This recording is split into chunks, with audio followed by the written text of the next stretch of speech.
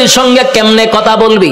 আল্লাহ কয় আপনারা বলছেন জান্নাতে যা চাইবো তা পাইবো। আল্লাহ কইছিলাম নি, কইছিলেন, কইলে তো দেখানি দরকার। আল্লাহ কইতে যা আমার কথা না, কোরআনের কথা। ফি জান্নাতি ইয়াতাসাআলুন, জান্নাতি আর জাহান্নামীদের মধ্যে কথা হবে। কি হবে? জান্নাতি আর জাহান্নামীদের মধ্যে কথা হবে গো। ফি জান্নাতি ইয়াতাসাআলুন, জাহান্নামী হবে সাকার নামক জাহান্নামী। ফি জান্নাতি ইয়াতাসাআলুন আনিল মুজরিমিনা মা সালাকাকুম ফি সাকার, সাকার নামক জাহান্নামীদের সঙ্গে কথা হবে জান্নাতীদের। কি কথা হবে? সংক্ষেপে বলি, জাহান্নামীরা জান্নাতীদের সঙ্গে, জান্নাতীরা জাহান্নামীদের সঙ্গে কথা হবে। জান্নাতীরা জাহান্নামীদের কাছে গিয়া বলবে ফি জান্নাতি ইয়াতাসাআলুন, এ জাহান্নামীরা বলতো দেখি কেন জাহান্নামে আসলি? সাকার নামক জাহান্নামীদেরকে বলবে কেন জাহান্নামে আইলি? একই সাথে ব্যবসা করতাম, একই সাথে চাকরি করতাম, একই সাথে খেলাধুলা করতাম, আমি জান্নাতি, তুই কেন জাহান্নামী? জান্নাতি জাহান্নামীদেরকে বলবে কেন জাহান্নামে আসলি? এবার জাহান্নামীরা জাহান্নামে আসার 4 কারণ বর্ণনা করবে। আলোচনার শুরুতে কয়টা বলছিলাম? ইয়াদ আছে? আমি কিন্তু এটা বলছিলাম যখন আমি 4টা কারণ বলবো ওয়াজ কিন্তু শেষ। ইয়াদ আসেনি? আইসিনি স্যার? কারণ 1 নাম্বার কারণ, জান্নাতীরা জাহান্নামীদেরকে বলবে এ জাহান্নামীরা বল কেন জাহান্নামে আসছস? জাহান্নামীরা তখন বলবে 1 নাম্বার কারণ কোরআনে বলেন আমি না, আল্লাহ তখন বলেন ক্বালু লাম নাকু মিনাল মুসাল্লিন। জাহান্নামীরা বলবে জাহান্নামে আসার 1 নাম্বার কারণ হলো ক্বালু লাম নাকু মিনাল মুসাল্লিন। বন্ধু রে, দুনিয়ার জমিনে একই সাথে ব্যবসা করতাম, একই সাথে চাকরি করতাম, বন্ধু একই সাথে আড্ডা মারতাম, সব ঠিকঠাক ছিল, কিন্তু তুই মুসল্লি ছিলি, আমি মুসল্লি ছিলাম না। ক্বালু লাম নাকু মিনাল মুসাল্লিন, তুমি নামাজি ছিলা, আমি নামাজি ছিলাম না। তাহলে বলুন তো দেখি জাহান্নামে যাওয়ার 1 নাম্বার কারণ কি না পড়া? আরো জোরে, কি না পড়া? জাহান্নামে যাওয়ার 1 নাম্বার কারণ হলো নামাজ না পড়া। ক্বালু লাম নাকু মিনাল মুসাল্লিন, জাহান্নামে যাওয়ার 1 নাম্বার কারণ হলো নামাজ না পড়া। যুবক ভাই, সারা জীবন মাহফিল শুনলে কোনো লাভ হবে না, সারা জীবন মক্কা মদিনায় গেলে কোনো লাভ হবে না, আপনি হজ করলে কোনো লাভ হবে না। আল্লাহর নবী বলেন সর্বপ্রথম কিয়ামতের মাঠে হিসাব হবে নামাজের। আউয়ালু মা ইউহাসাবু বিহিল আবদু ইয়াউমাল কিয়ামাতিস সালাহ, কিয়ামতের ময়দানে সর্বপ্রথম নামাজের হিসাব হবে। তাই আল্লাহর নবী বলেন কিয়ামতের মাঠে নামাজের হিসাব হবে। আর জান্নাতীরা জাহান্নামীদেরকে যখন বলবে জাহান্নামে কেন আসছস, জাহান্নামীরাও বলবে ক্বালু লাম নাকু মিনাল মুসাল্লিন, নামাজি ছিলাম না, তুই নামাজি ছিলি। যখন আজান দিত বন্ধু ব্যবসা বন্ধ করে তুই নামাজে যাইতি, যখন আজান দিত তুই চাকরি বন্ধ করে নামাজে যাইতি, বন্ধু যখন আজান দিত খেলাধুলা বন্ধ করে নামাজে যাইতি, আমি নামাজে যাইতাম না। তাই আজকে নামাজ না পড়ার কারণে 1 নাম্বার কারণ জাহান্নামে আসা। কয় নাম্বার গেছে? জান্নাতীরা জাহান্নামীদেরকে বলবে বন্ধু রে এরপরে বল কেন আসলি? এবার জাহান্নামীরা বলবে ওয়ালাম নাকুনু তুইমুল মিসকিন। 2 নাম্বার হলো দুনিয়াতে সরকার আমারে এতিম মিসকিনের জন্য মাল দিত, এতিম মিসকিনদের লেফটিন বানাইবার লাগে টিন দিত, লেফটিন খাইয়া বইয়া থাকতাম। লেফটিন খাইনি? কথা হয় না। সরকার আমার লেফটিনের জন্য গরিব গুড়াকে বানায়া দেওয়ার জন্য টাকা দিত, লেফটিন খাইতাম। সরকার আমাকে মিসকিনের জন্য এতিম গরিবের জন্য টিউবওয়েল দিত, টিউবওয়েলের পাইপ সুদ্ধা খাইতাম। আমারে রাস্তাঘাটের জন্য টাকা দিত, ইট বালু খাইয়া আমি ঘুমায়া থাকতাম। সরকার আমারে বন্যার সময় গরিব গুড়াকে ত্রাণ দেওয়ার জন্য দিত, আমি তেলের বোতল খাড়ের নিচে জমায়া রাখতাম। বাস্তব না অবাস্তব? আল্লাহ বলেন মিসকিনের মাল যারা খাইব, ইতিম অসহায় মানুষের মাল যারা আত্মসাৎ করবে, আল্লাহ বলেন জাহান্নামে যাওয়ার 2 নাম্বার কারণ। কয় নাম্বার? যুবক ভাই, শুধু নেতার ক্ষেত্রে নয়, তোমার ক্ষেত্র আমার ক্ষেত্র। আমি আরামে খাইয়া ঘুমাইলাম, সুখের ডেকুর দিলাম, পাশের ঘরে এতিম মানুষটা না খাইয়া ঘুমাইছে, কিয়ামতের মাঠে তোমার জবাব দিতে হবে। তুমি খাই পাশের ঘরের মানুষটা আজকে খাইলো না অভাবের কারণে, আল্লাহ কয় জবাব দিতেইব।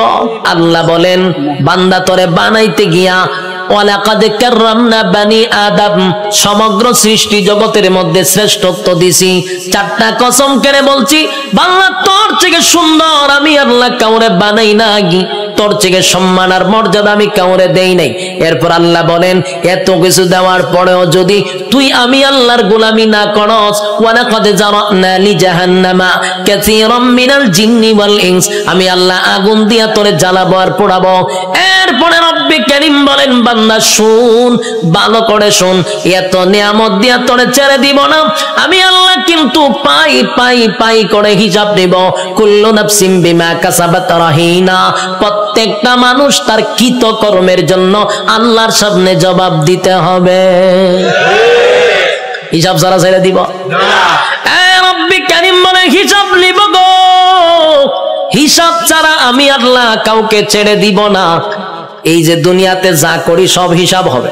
আল্লাহ বলেন শুন বান্দা, যখন প্রত্যেকটা মানুষের হায়াত শেষ হয়ে যাবে, মালাকুল মউত আজরাইল সামনে হাজির হবে, তার একটা কিয়ামত হবে। কি হবে? কিয়ামত কিন্তু দুই প্রকার, একটা হলো যার যার কিয়ামত, আর একটা হলো সমষ্টিগত কিয়ামত। কথা বুঝতেছে? সাউন্ড একটু উড়ান, একটু উড়ান। একটা হলো যার যার কিয়ামত, আর একটা হলো সমষ্টিগত কিয়ামত।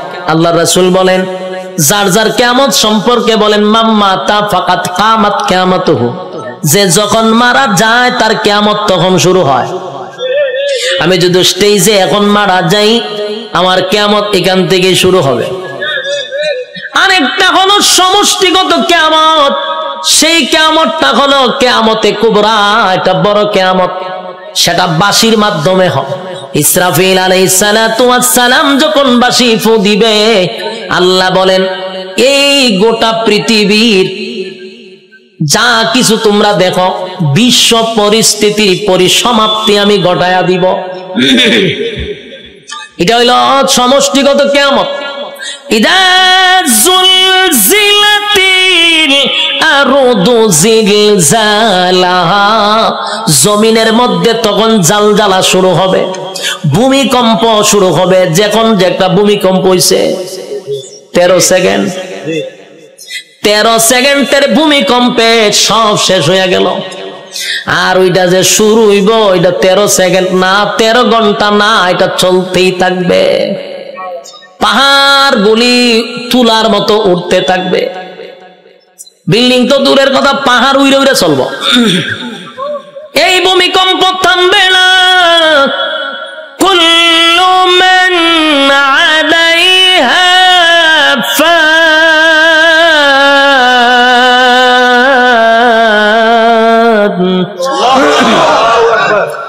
ওয়া ইয়াবকা ওয়াজহু রাব্বিকা যুল জালালি ওয়াল ইকরাম।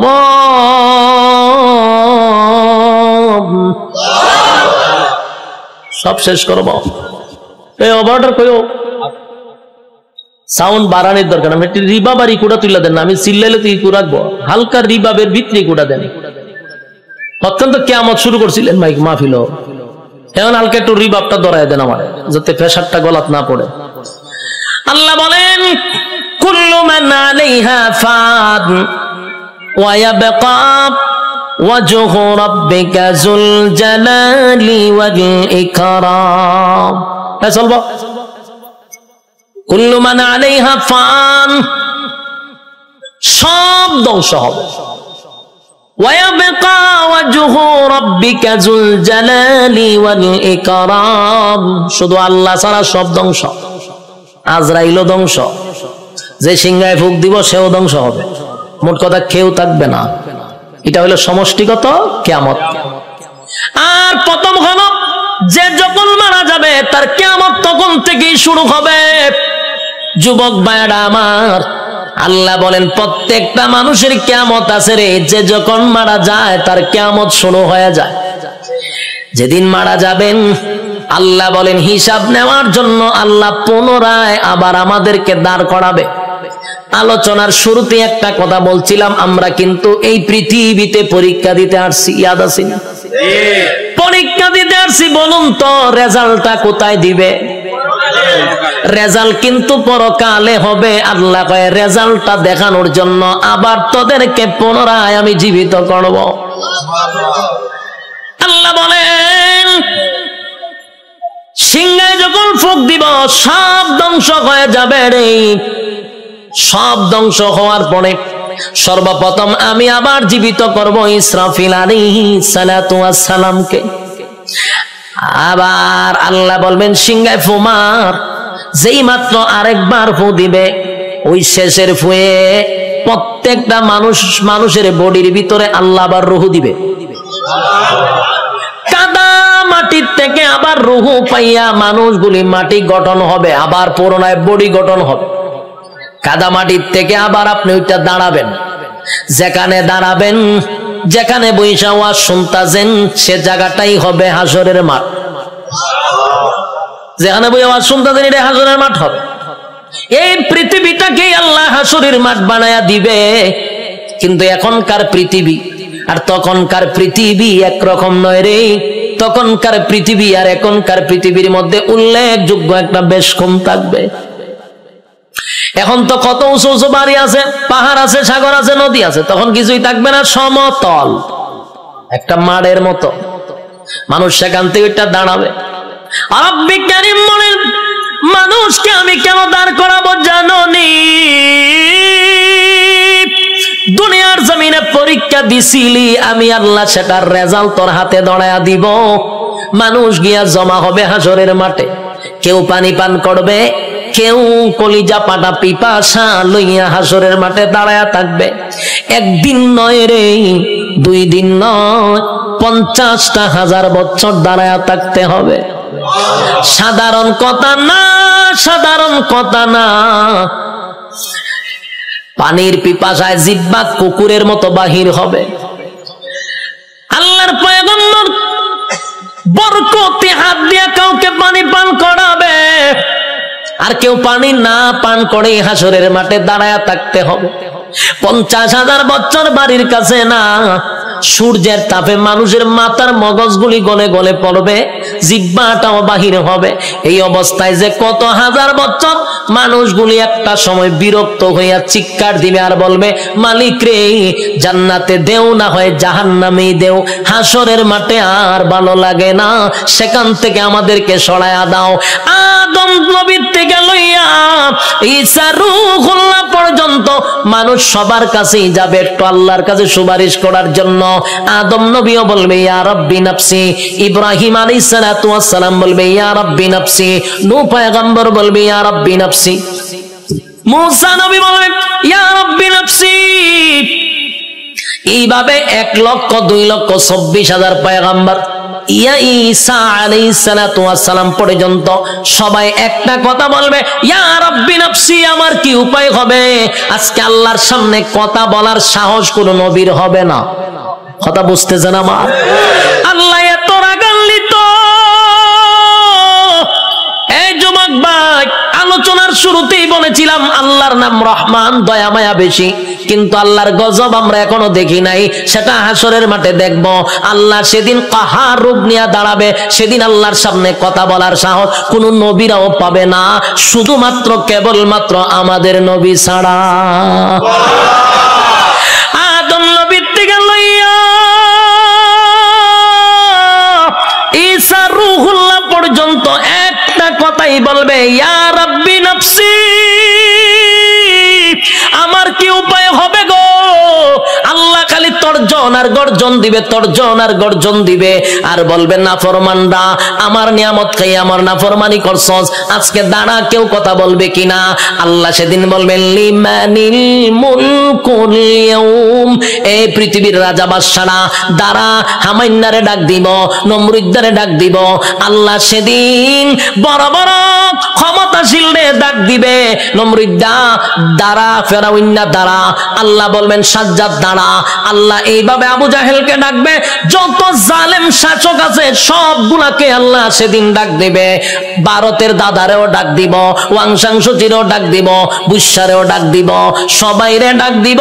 বেডাগিরি তো কম দেখাইছত না, আজকে দেখা কথা কন্যা দি। বেডাগিরি যারা বাংলাদেশও করো তারাও কিন্তু ডাক দিব, দাঁড় করাইব, দাঁড়া বেডাগিরি কম করছত না।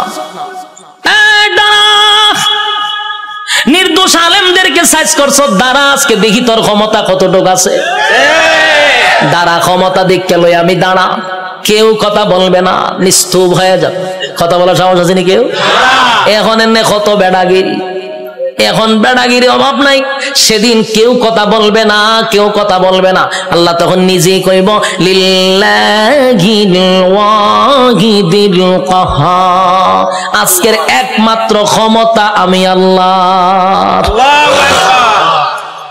এই ভয়াবহ পরিস্থিতিতে কেউ কথা বলার সাহস পাবে না। আল্লাহ নিজেই কোরআনে বলেন ইয়াউমা ইয়াফিরুল মারউ মিন আখিহি ওয়া উম্মিহি ওয়া আবি ওয়া সাহিবাতিহি ওয়া বানি।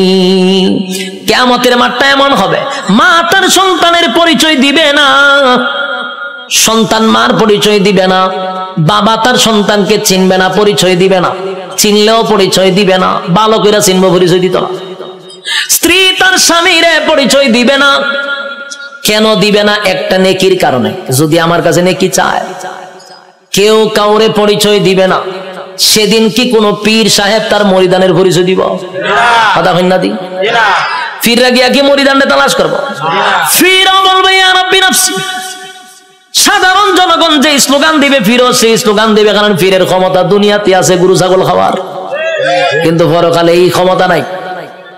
পরকালে ফিডার ছুড়ে দৌড়াইব খালি। যুবক ভাই, কিয়ামতের মাঠে কেউ কারো হবে না।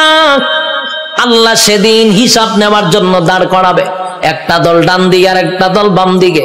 আল্লাহ যার কাছে হিসাব চাইব, রেজাল্ট যার হাতে দড়াইয়া বলবে হিসাব দে, আল্লাহর কসম জান্নাতের গ্রাণও সে পাবে না। আমার কথা বুঝতেছে? আজকে এই কথাটা সারা জীবন ইয়াদ রাখবেন।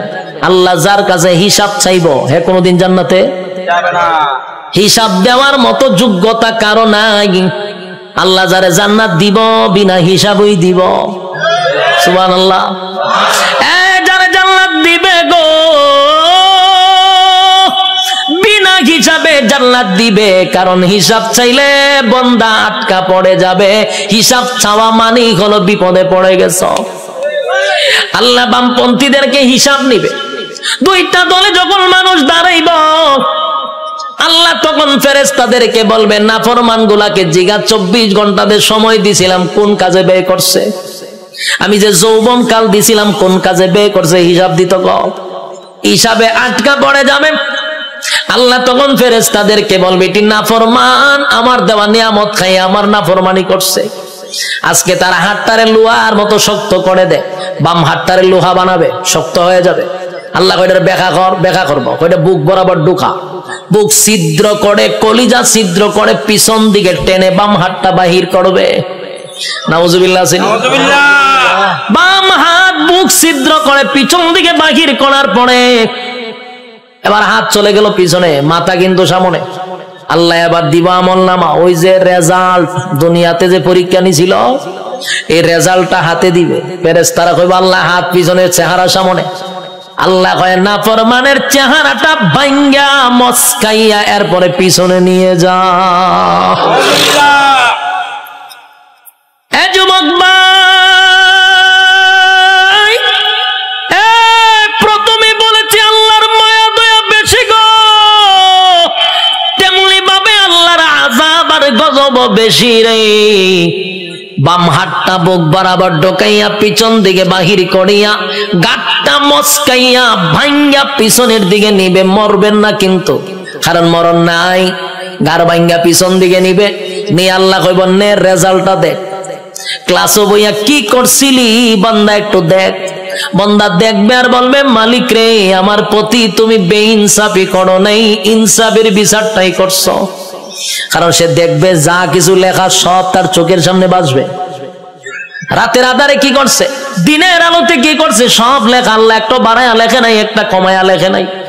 দেখ বান্দা, সেদিন আল্লাহ বলবেন এই নাফরমান আমার নাফরমানি করছে, এবার তাই মিজানের পাল্লায় যাইব, এখানে আমলনামা হালকা হয়ে যাবে। এরপরে যাবে ফুলসিরাতের কিনারায়, সেখানে যাওয়ার পরে দেখবে জাহান্নামটা তার জন্য উৎ পেতে বসা। আমার কথা নয় গো, আল্লাহ কোরআনে বলেন ইন্না জাহান্নামা কানাত মিরসাদা লিত্তাগিনা মাআবা লাবিসিনা ফিহা আহকাবা লা ইয়াযুকুনা ফিহা বারদান ওয়ালা শারাবা ইল্লা হামিমা ওয়া গাসসাকা জাযাআও ওয়াফাকা। আল্লাহ বলেন ইন্না জাহান্নামা কানাত মিরসাদা, নিশ্চয় জাহান্নাম তোর জন্য উৎ পেতে বসা। লিত্তাগিনা মাআবা, সীমা লঙ্ঘনকারীদের জন্য জাহান্নাম। লাবিসিনা ফিহা আহকাবা, এ ভাই যুগের পর যুগ জাহান্নামে থাকতে হবে। লাবিসিনা ফিহা আহকাবা, যুগের পর যুগ সেখানে অবস্থান করবে। লা ইয়াযুকুনা ফিহা বারদান ওয়ালা শারাবা, আল্লাহ বলেন সেখানে কোনো পানির ব্যবস্থা করা হবে না, ঠান্ডা পানির ব্যবস্থা করা হবে না। ইল্লা হামিমা ওয়া গাসসাকা, তবে চিৎকার যখন পানির জন্য মানুষ করবে তখন আল্লাহ একটা পানি দিবে। এই পানিটা হবে তোর শরীরের রক্ত, তোর শরীরের পোষ, বিষাক্ত পানিটা পান করার জন্য দিবে। পানি গরম টকবক, পানিটা পান করার পরে জাহান্নামীদের নারী বুড়ি সব বাহির হয়ে যাবে পায়খানার রাস্তায়। চিৎকার দিয়া বলবে মালিক, এমন পানি তো তোমার কাছে চাই নাই গো, এমন পানি তো তোমার কাছে চাই নাই, তোমার কাছে চাই নাই। এটা কেমন পানি দিলা, বেদনা বিষাক্ত বেড়ে গেল। আল্লাহ তখন যে জবাবটা দিব এর থেকে আরো ভয়ানক জবাব। আল্লাহ কয় জাযাআও ওয়াফাকা, বান্দারে এটা তোর কৃতকর্মের পূর্ণ ফল। এতক্ষণ ভাই যে শারীরিক কষ্ট, এই কথাটার কারণে মানসিক কষ্ট বেড়ে যাবে। আল্লাহ কয় এখন মজা বুঝ কেমন লাগে, আমার দেওয়া নেয়ামত খাইয়া আমার নাফরমানি করছ, আজকে মজা বোঝ। আমি তোরে পানি দিছিলাম দুনিয়াতে, ঠান্ডা পানি, মিষ্টি পানি। গরমের সময় টিউবওয়েলের পানিটা তোর জন্য ঠান্ডা করে দিছিলাম, এই শীতের সময় পানি গরম করে দিছিলাম। এত নিয়ামত খাইয়া তো আমি আল্লাহরে একবার ডাক দেস নাই, আজকে কেন আমারে ডাকস? খা এখন বিষাক্ত পানি খা, মজা বোঝ কেমন লাগবো। আর কষ্ট বেড়ে যাবে। বুড়াবাসীরা, একটা কথা মন গড়া বলি না, এতক্ষণ যা বলছি কোরআনের বাহিরে একটা কথাও বলি নাই। কোন গল্প বলার জন্য আমারে আনেন নাই, আর আমিও কোনো মাহফিলে গল্প বলিও না। যতক্ষণ বসছেন কোরআনের বাহিরে কোনো কথা শোনেন নাই। শেষ কিছু সময়, আমি আর সময় লম্বা করব না, কিছু সময় আপনারা আমার দেন, আমি ফিনিশিংটা দিয়া দিই। এবার আর শোন, বিরক্ত হইতেছেন? হ্যাঁ, বিরক্ত হলে আমার ডাবল সুবিধা। আমার মাথায় ব্যথা করতেছে, তারপর আপনাদের আগ্রহ দেখে ওয়াজ করতেছি, খারাপ লাগতেছে? বিরক্ত হইতেছেন? কথাগুলি দিলের কান লাগায়া শুনেন। রব্বে কারীম কিন্তু হিসাব নেওয়ার জন্য আবারও দাঁড় করাবে, হিসাব নিবে, জাহান্নামে আপনার স্থান হবে। আল্লাহ কয় আমি তোরে নিয়ামত দিছিলাম আমার ইবাদত করার জন্য, গোলামি করলি শয়তানের, আমি আল্লাহর গোলামি করলি না। এখন মজা বুঝ, জাযাআও ওয়াফাকা। ছাইরা দিত না কিন্তু আল্লাহ। যুবক ভাই, এখন আসুন, একটা দল জাহান্নামে চলে গেল, আরেকটা হলো ইল্লা আসহাবাল ইয়ামিন। আরেকটা দলের কাছে আল্লাহ কোনো হিসাব চাবে না, বিনা হিসাবেই জান্নাত দিবে। বিনা হিসাবে জান্নাত। রব্বি কারীম বিনা হিসাবে জান্নাত দিবে গো, বিনা হিসাবে জান্নাত দিবে। ডানপন্থীদেরকে আল্লাহ ডান হাতে আমলনামা দিবে। ডান হাতে আমলনামাটা ডানপন্থীরা পাওয়ার পরে খুশিতে লাফাইতে লাফাইতে লাফাইতে থাকবে। এত আনন্দ কেন জানেননি? নিম্নস্থলের একটা জান্নাতির জন্য আমার আল্লাহ এই পৃথিবীর 10টা পৃথিবীর সমান জান্নাত রাখছে। আরো জোরে করে আল্লাহু আকবার, আরো জোরে আল্লাহু আকবার। ইমানের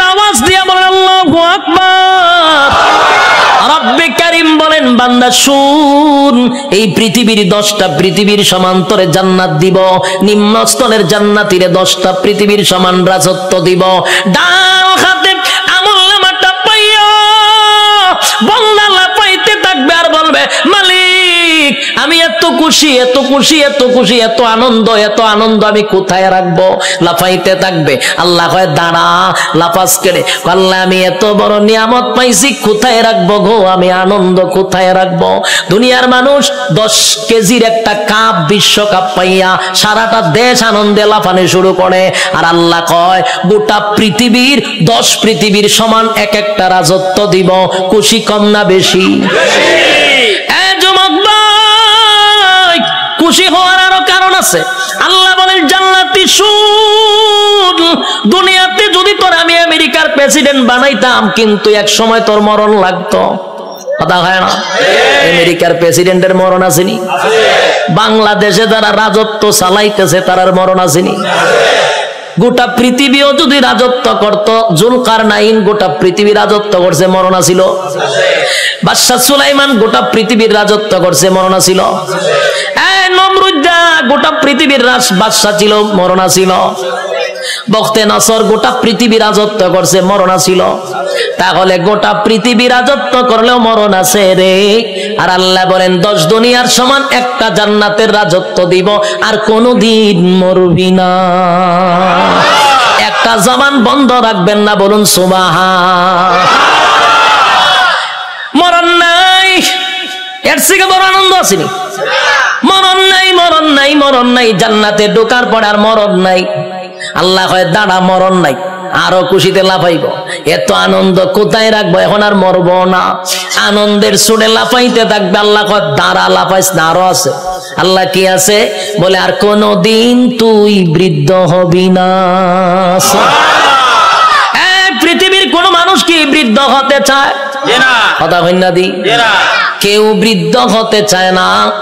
সাদা দাড়ি লইয়া সেলুনে যায়, গিয়া দেখবেন কালার কইরা খালা বানাই লইয়া পড়ে।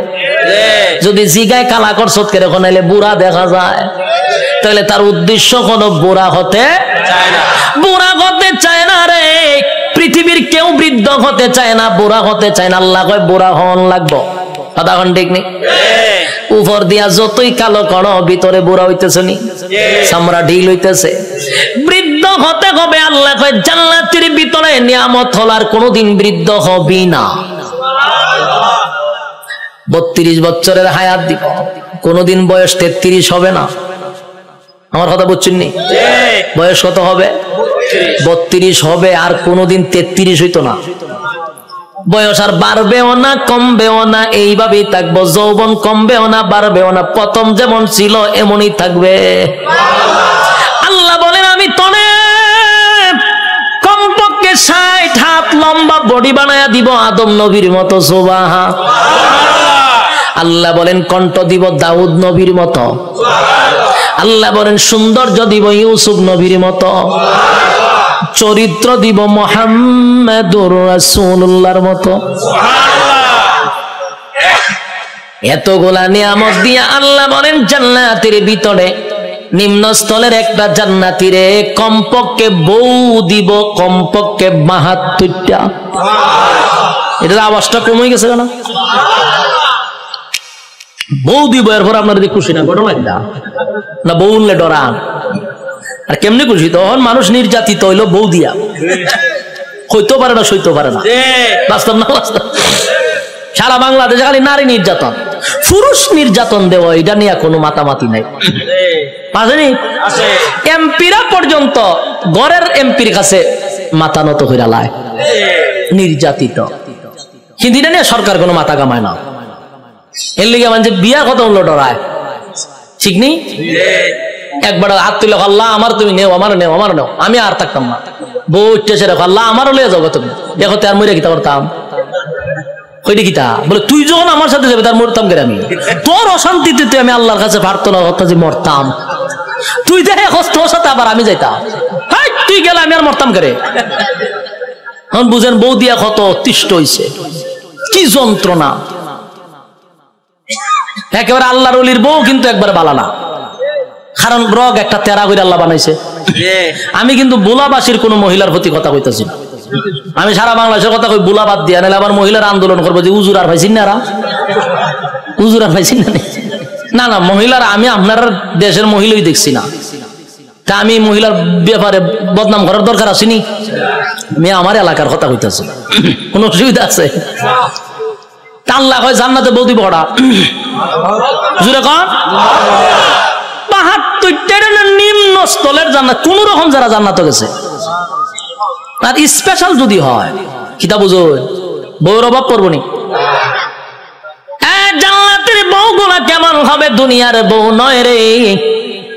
দুনিয়ার বউ যত সুন্দরী হোক, প্রথম দেখার পরে আস্তে আস্তে বয়স বাড়ে, বাচ্চা কাচ্চা হওয়ার পর ভালো লাগে না।